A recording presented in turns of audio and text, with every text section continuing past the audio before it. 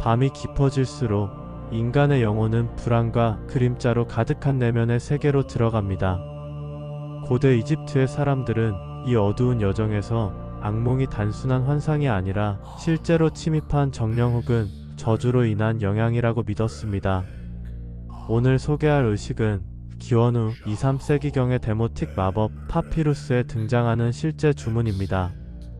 이 주문은 악몽을 반복적으로 꾸는 사람을 위해 행해졌고, 때로는 꿈속에서 따라오는 존재를 파괴하거나 잠재우는 목적으로 사용되었습니다. 의식은 이집트어로 쓰인 문장의 소리와 형상, 그리고 의지의 집중을 결합한 방식으로 구성됩니다.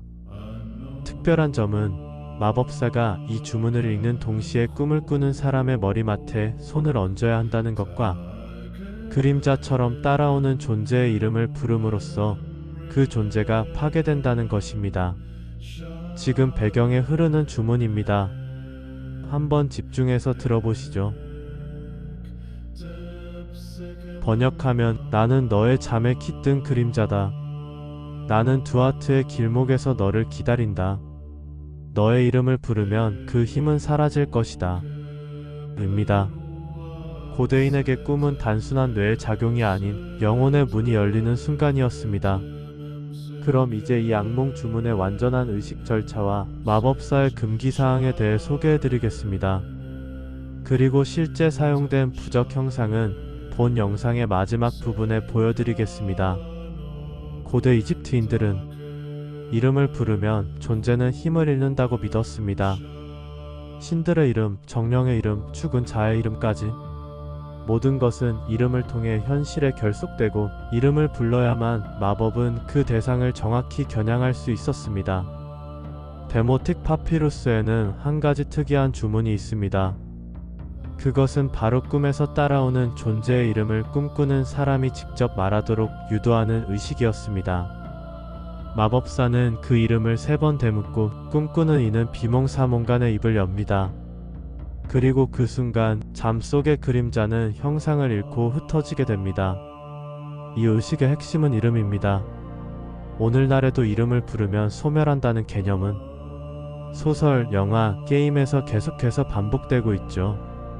그리고 동양, 서양은 물론 고대와 현대까지도 이어져 오고 있습니다. 그 기원은 어쩌면 이집트의 주문이었을지도 모릅니다. 고대 마법은 말과 의식만으로 완성되지 않았습니다. 반드시 신체 접촉과 기호적 행위가 병행되어야 했습니다. 이는 이집트의 데모틱 파피루스에 기록된 주문도 예외는 아니죠. 마법사는 잠자는 자의 이마 위에 손을 얹은 채로 주문을 낭송합니다. 이것은 단순한 터치가 아니라 꿈과 현실의 경계를 몸으로 연결하는 고대의 재행이었습니다. 특히 중요한 부분은 손을 얹을 때 함께 속삭이는 말입니다. 나는 내 안에 있는 빛을 깨운다. 이것은 단순한 수사나 위로가 아니라 주문 그 자체로서 꿈속 악령을 밀어내는 힘이 되었죠.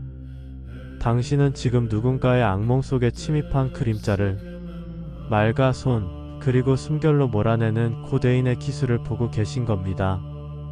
고대 이집트의 주문은 단지 말이 아니었습니다. 잠 속의 문을 여는 언어, 정령을 호출하는 진동, 그리고 세계를 다시 짜맞추는 기호였습니다. 데모틱 주문에는 마법사가 사용하는 특수한 전원 문장이 자주 등장합니다. 그 문장은 현실의 문법을 따르지 않지만 꿈속의 존재에게는 명확한 의미로 다가옵니다. 예를 들어, 나는 너의 빛이 되어 너를 깨운다 라는 말이 있습니다. 이 말은 주문의 일부분이며 동시에 마법사가 스스로 꿈의 해방자가 되는 선언이기도 합니다. 꿈과 현실의 경계가 모호해질 때 주문은 새로운 세계를 여는 열쇠가 됩니다. 때때로 악몽은 형태를 가지지 않습니다. 얼굴 없는 존재, 검은 연기처럼 뒤따라오는 무엇. 고대 이집트의 마법사는 이런 그림자를 무명의 존재 혹은 이름을 잊은 망자라고 불렀습니다.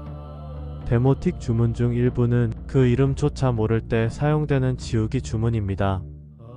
나는 너의 이름을 모른다. 그러나 내가 가진 이름은 이제 없다. 이 말은 단순한 선언이 아닙니다. 존재 자체를 무효화하는 마법적 파문인 셈이죠. 이름이 곧 힘인 시대.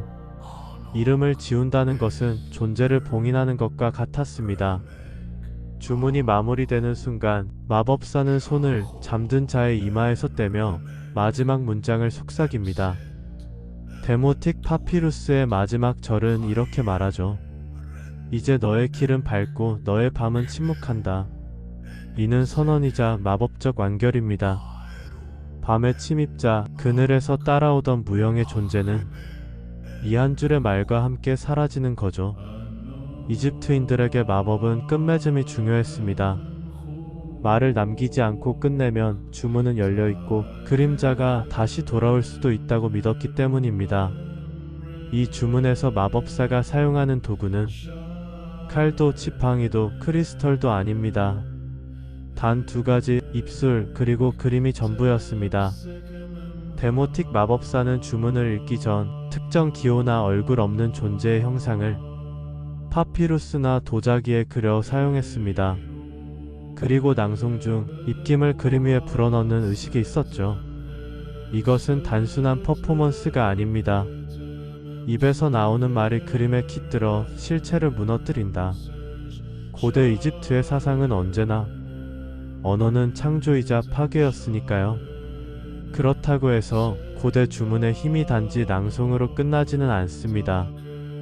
마법에는 반드시 지켜야 할 조건과 금기가 있었습니다. 데모틱 파피루스에는 경고가 나옵니다. 만약 주문을 다 끝내고 나서 다시 그 존재의 이름을 부르면 그림자는 되살아날 것이다. 즉, 이 주문은 한 번 쓰고 끝이 아닙니다. 마법사는 사용 이후에도 입조심을 해야 했습니다. 고대 이집트는 말의 힘을 물리적 실체로 이해했기 때문입니다. 말은 무형이지만 언제든 다시 움직이고 퍼질 수 있었죠. 데모틱 파피루스의 한 귀퉁이에는 실패한 마법사의 기록이 남겨져 있습니다. 그는 잠든 자의 꿈속에서 그림자의 이름을 찾지 못했고 존재는 그 틈을 타 깨어났다. 고대 주문은 진짜였습니다. 실패는 단지 의식 중단이 아니라 마법사 자신의 생명을 위협하는 것으로 여겨졌습니다.